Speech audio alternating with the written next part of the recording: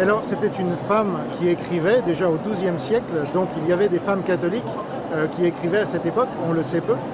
Oui, vous savez, on a une image du Moyen-Âge qui est assez négative et en fait, pas du tout. C'est un siècle plein d'essor dans tous les domaines. Il y a des gros progrès qui sont faits et il y a des manuscrits qui circulent dans les abbayes puisque il faut savoir qu'à cette époque-là, il n'y avait pas encore les universités qui sont apparues un siècle plus tard. Donc tout le savoir, grandiose de toutes les disciplines, était concentré dans les abbayes. Ce qui fait que même les femmes les plus érudites, dont Hildegarde, les grandes abbesses des monastères féminins, avaient accès aux bibliothèques et connaissaient énormément de choses.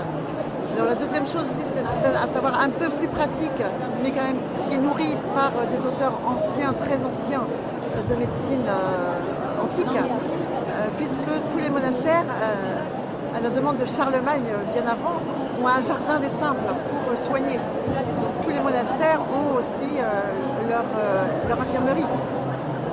Donc tout l'aspect santé d'Hildegarde, qui est sans doute une forme d'intelligence supérieure pour qu'elle comprenne tout ça, repose à la fois sur des écrits des médecines antiques qu'on retrouve facilement et sur une pratique du quotidien avec son jardin de simples pour soigner les personnes qui venaient à l'abbaye pour se faire soigner.